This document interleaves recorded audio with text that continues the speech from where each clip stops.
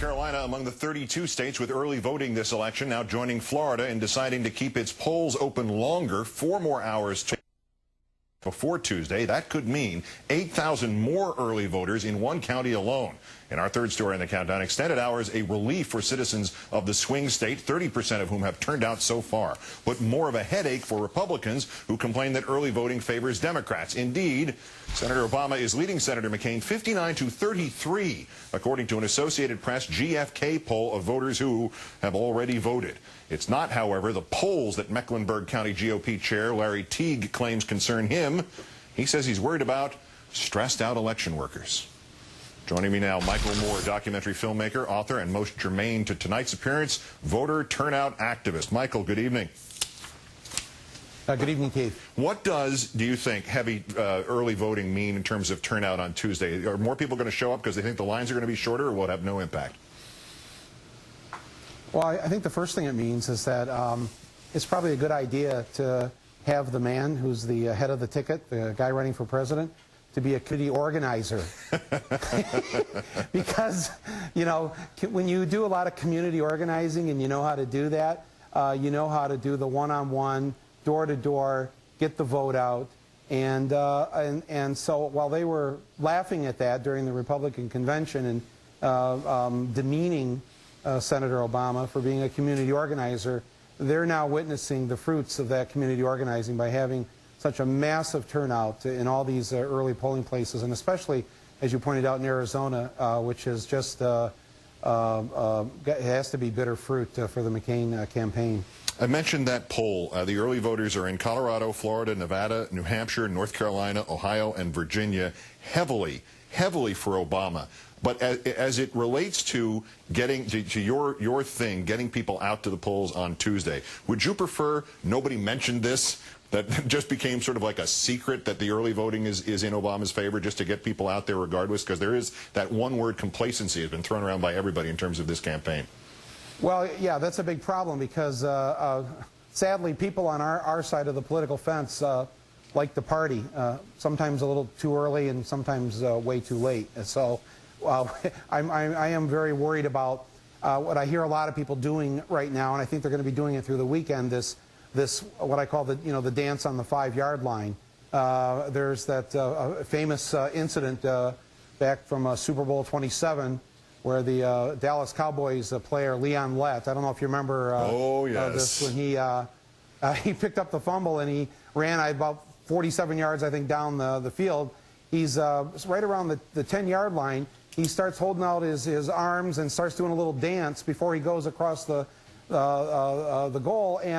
And Don Beebe from the Buffalo Bills just came right up from behind him. He didn't even see him and knocked the ball right out of his hands just before he crossed the goal. So it's I'm concerned that Don Beebe is kind of like he's the John McCain of that era, and we may see that again. I mean, it's very possible that could happen. Nobody should take any of this for granted.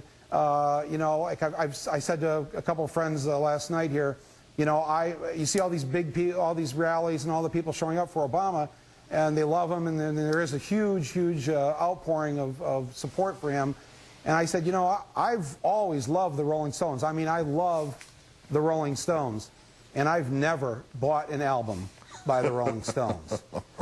So I would just everybody be very careful about it, and commit. Instead of talking about it, everybody should be working tomorrow, the next day, going down to local campaign headquarters, or just individually call up everybody in your address book on your cell phone and remind them to vote on Tuesday morning. That's a very simple thing everybody can do. Let me switch over to health care, because obviously that's been one of your main concerns for a long time. This McCain advisor, Douglas Holtz-Eakin, had one of the oddest quotes of this or any other campaign. He was told about a study that showed that if McCain implemented this tax credit health plan, that young workers would flee employer-sponsored coverage, and his response was, why would they leave? What they are getting from their employer is way better than what they could get with the credit. Now, he later claimed that he meant they wouldn't change if they had better coverage. Or did he just give the secret away of the McCain proposal? Yeah, that's exactly what he did. He gave the secret away that this $5,000 credit isn't going to buy you anything when it comes to health care. The average cost is $1,000 a month for a family in this country. If you don't have health care, $5,000 for a year isn't going to cover you. But, you know, I think I'm really glad that he said this and admitted that their health care plan is worthless, because it brings up another point that isn't rare. It isn't discussed much when we talk about the health care problem in this country, and that is a lot of people do hang on to their jobs simply because of the health care. And they stay in jobs that they're unhappy in, that maybe they shouldn't be in, maybe they should be doing something else, and they never get a chance in their life to take that leap, to take that risk, to explore something because they're afraid to give up the health care.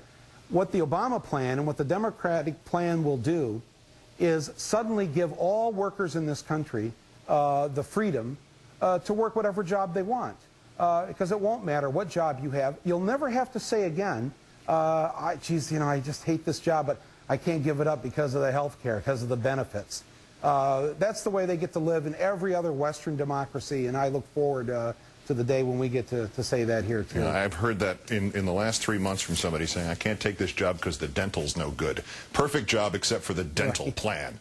This is how we decide things now in our lives, right? Yeah, it's very sad.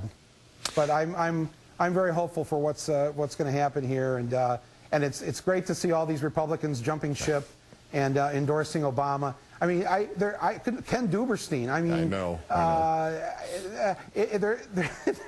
There have been so many Republicans jumping over to Obama lately that I fully expect by Tuesday morning McCain will be endorsing Obama. So nothing's going to surprise me in the next few days. Don't turn anybody away from the tent. Michael Moore, who's... yes, everyone's welcome. Sure, come on over, John. Vote for Obama. Go ahead. Michael Moore, whose new documentary, Slacker Uprising, and the book Mike's Election Guide, both now available. As always, thanks for your time tonight, Michael. Appreciate it. Yeah, thanks a lot, Keith. Thank you very much.